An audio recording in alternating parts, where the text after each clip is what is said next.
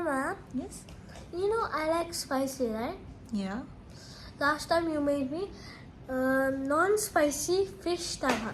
Please, can you make me spicy fish tawa? Yeah. Thank you, Ma. Okay, sure.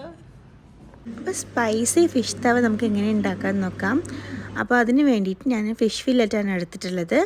കാന്താരി വെച്ചിട്ടാണ് നമ്മളിത് ഉണ്ടാക്കൽ. കാന്താരി ഇല്ലാത്തതുകൊണ്ട് മുളക് പൊടി വെച്ച് അഡ്ജസ്റ്റ് ആക്കി.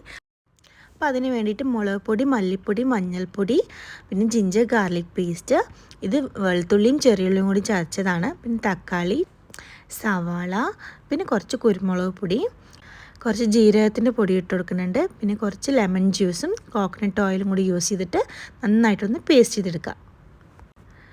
ഉപ്പും കൂടി ഇട്ട് കൊടുത്ത് നന്നായിട്ടൊന്ന് മിക്സ് ചെയ്തെടുത്തിട്ട് നമ്മുടെ ഫിഷിലേക്ക് നന്നായിട്ടൊന്ന് മാരിനേറ്റ് ചെയ്തെടുക്കുക.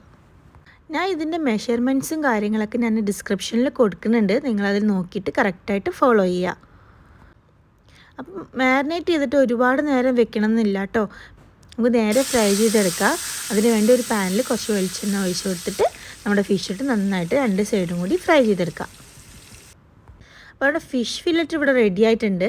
അതേ പാനിൽ കുറച്ചും കൂടി ഓയിൽ ഒഴിച്ചിട്ട് സെയിം നമ്മളെ മസാലിൻ്റെ ബാക്കി കുറച്ച് ക്യാപ്സിക്കം നീളത്തിൽ അരിഞ്ഞ് വെച്ചും കൂടി നന്നായിട്ടൊന്ന് സോട്ട് ചെയ്തെടുക്കുക.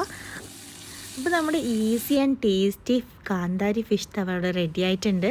നിങ്ങൾ എന്തായാലും ട്രൈ ചെയ്ത് ഫീഡ്ബാക്ക് അറിയിക്കുക. Bye from നഹ്ല.